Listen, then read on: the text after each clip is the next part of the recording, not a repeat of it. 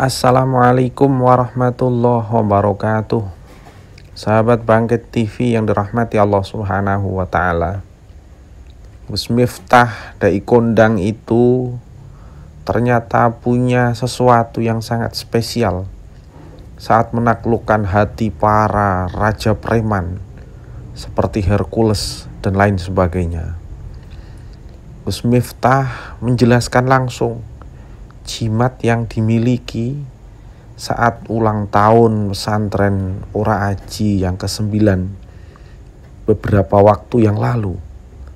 Apa jimatnya Gus Miftah? Jimat dari para leluhur dan para kiai sepuh.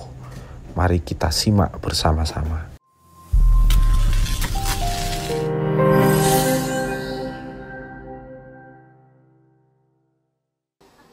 Maka saya meyakini semua ini adalah karena keakbaran Allah Subhanahu wa Ta'ala, karena rahmatnya Allah, karena rahman dan rahimnya Allah, karena kasih sayangnya Allah.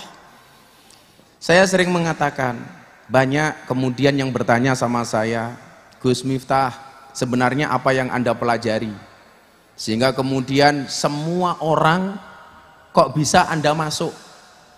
Sebenarnya malam hari ini ada tokoh istimewa yang mau hadir, tapi saya minta untuk ngawal Habib Lutfi di Indramayu. Akhirnya beliau baru bisa hadir untuk besok malam. Siapa dia? Marshal Hercules Rosario, seorang legenda dari Tanah Abang, dari Indonesia bagian timur. Alhamdulillah, hari ini beliau mendeklarkan dirinya untuk ngawal Gus Miftah, untuk ikut ngaji bersama saya. Saya ngaji di Bali, mbah-mbahnya preman di Bali menjumpai saya. Gus Miftah, izinkan saya di akhir hidup saya untuk ikut dengan Gus Miftah. Saya ngaji di Balikpapan, preman di Balikpapan datang ke hotel saya. Abah, izinkan saya ikut Abah. Saya ngaji di Jawa Barat, dimanapun, di Sumatera, di mana-mana, mbah-mbahnya preman ini rata-rata ikut saya. Sampai kemudian orang mengatakan Gus Miftah itu adalah presiden para pendosa. Dan saya yakin rakyat saya pasti banyak, karena banyak orang berbuat dosa. Maka siapapun yang merasa dosanya banyak berarti rakyat saya. Inilah pilihan presiden menang bagi aku. Kenapa kemudian orang-orang itu kok mau bergaul dengan saya? Sehingga banyak kemudian orang, Gus, kok bisa? Satu dalil yang kemudian sering saya pakai, kalau hari ini orang di YouTube, banyak di media sosial mengatakan Miftah itu tidak alim, saya jawab iya. Miftah itu tidak pinter, saya jawab iya. Miftah itu ngajinya kitab jelek, saya jawab iya. Miftah itu dalilnya hadis sedikit, saya jawab iya. Miftah itu hafalan Qur'annya sedikit, saya jawab iya. Harusnya Anda yang merasa alim malu dengan saya. Kenapa? Yang nggak ngalim saja ada manfaatnya. Masa Anda yang merasa alim tidak ada manfaatnya? Yang tidak pinter saja ada manfaatnya. Masa kamu yang merasa pinter nggak ada manfaatnya? Saya yang punya hafalan sedikit saja ada manfaatnya. Masa kamu yang hafalan banyak nggak ada manfaatnya? Betul? Nah, jangan salahkan saya yang punya sedikit. Seharusnya kamu malu apa yang bisa kamu perbuat dengan banyaknya ilmu yang kamu punya. Maka dikatakan qalilum minal yakin khairum min katsiri minal ilmi wal amal. Gus Miftah niku duwene mung titik, ilmune mung titik, tapi manfaat. Dan itu lebih saya syukuri daripada kemudian saya ditakdirkan menjadi orang alim tapi tidak ada manfaatnya sama sekali. Maka ketika kemudian kasus viral gereja, saya banyak curhat sama sahabat saya ini, Kang Arman Maulana, vokalis Gigi. Wah, ini berarti semuanya penggemarnya Gigi karena semuanya punya gigi.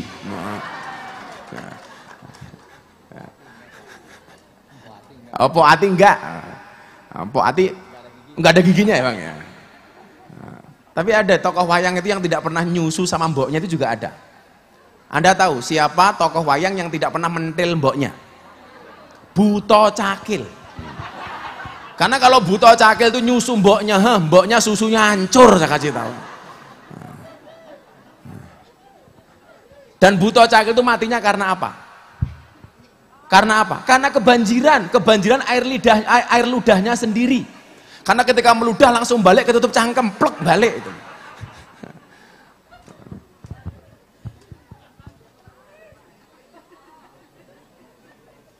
Kenapa tadi di awal saya kirim Fatihah untuk mbah saya sampai Brawijaya 5? Kalau dari mbah putri saya sampai Betoro Katong.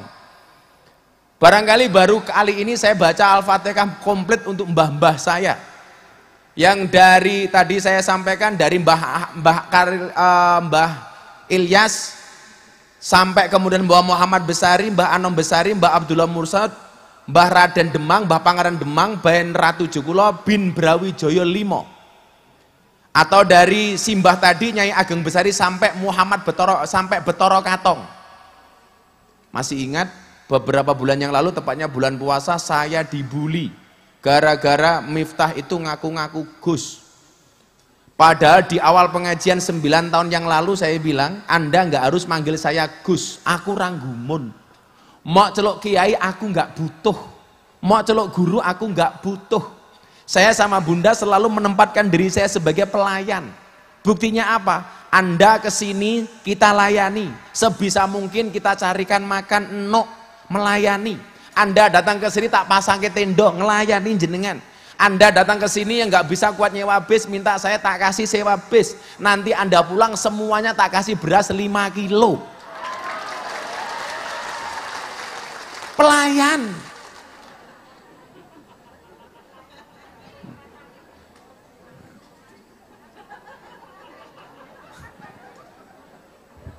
Anton sing grenengane Gus. Wing beras tok lawuhe ora le. Kurang ajar kowe kae beras kok iso njaluk lawuh lho. Kuwi cangkem tondo-tondo sing bakal diadab karo Gusti Allah. Nah, ora bersyukur gitu. Soale cangkem rono syukure. Padahal sing ngomong ngono mung cangkeme sugeng dhewe. Niki perwakilan jamaah Gus. Orang mungkin kok kowe duwe jamaah, sing duwe jamaah aku ora ngaku-ngaku kok kowe ngaku-ngaku. Angge jamaahane sampean terus omong kalih kula lawuhe sisan muni. Ora ngaku, ora ngaku. Kula takon, niku jujur napa ngapusi? Kowe kok ya ngerti to nek aku tukang ngapusi. Kowe iblis. Jadi mboten usah dianggap guru, mboten usah dianggap kiai. Mboten usah, mboten penting niku monggo kula. Sama sekali tidak ada kula niku gila hormat. Sampai ada yang mengatakan itu pakai Gus supaya terkenal. Pertanyaan saya sederhana. Berapa banyak sih Gus yang terkenal? Kalau kemudian katakanlah menggunakan Gus supaya terkenal. Pertanyaan saya, berapa banyak Gus di Indonesia yang terkenal? Boten. Wong terkenal tidak terkenal, masyhur tidak masyhur, viral tidak viral, itu nggak ada kaitannya dengan Gus. Nggih napa mboten? Nggak ada.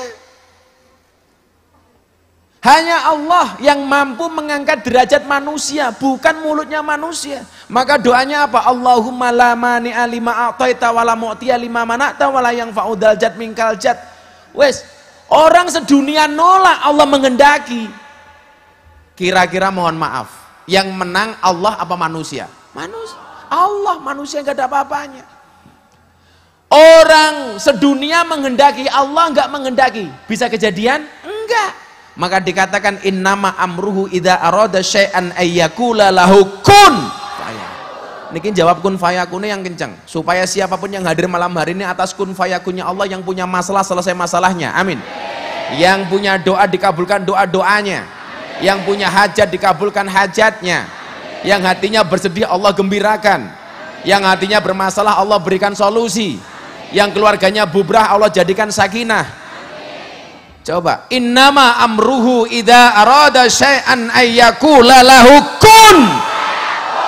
Kun. Kun. Gak ada yang gak mungkin bagi Allah. Maka saya sering berdoa apa? Ya Allah, bila mudah bagimu mengeluarkan Nabi Yunus dari perut ikan. Ya Allah, bila mudah bagimu menyelamatkan Nabi Ibrahim dari pembakaran Raja Namrud. Ya Allah, bila mudah bagimu apa? Menyelamatkan Nabi Musa dari kejaran Fir'aun. Maka kami orang-orang yang beriman, maka kami hamba-hambamu meyakini mudah bagimu, mudah pula bagimu untuk memberikan solusi dari masalah yang kami hadapi. Maka ketika podcast sama Mas Dedi, Gus Miftah bilang apa? Tidak ada gembok yang dibuat tanpa kunci, tidak ada masalah yang dibuat tanpa solusi. Mula santai mawon. Sampai saya bilang sama Bunda apa? Bunda, nyetop beras sebanyak-banyaknya. Supaya apa? Kalau ada tetanggamu, ada jamaahmu nggak bisa makan gara-gara nggak punya beras, silahkan ambil ke pondok. Kulo ikhlas. Soalnya apa? Kulo niki namung pelayane panjenengan. Kalau kemudian pelayan cangkeme iso ngomong, niku mergo keakbarane Gusti Allah. Teng donya niki saya ditanya ada dua, Pak Rektor. Ini ada Rektor Unisula ini. Kebetulan saya sekarang mahasiswa di Unisula. Loh, kulo kuliah meneh, ngrumangsani kulo goblok. Tapi kulo bangga jadi wong goblok, kelasnya wong goblok, saya besok akhir Desember diundang ke Amerika. Loh, gagah. Rektornya rong tahu.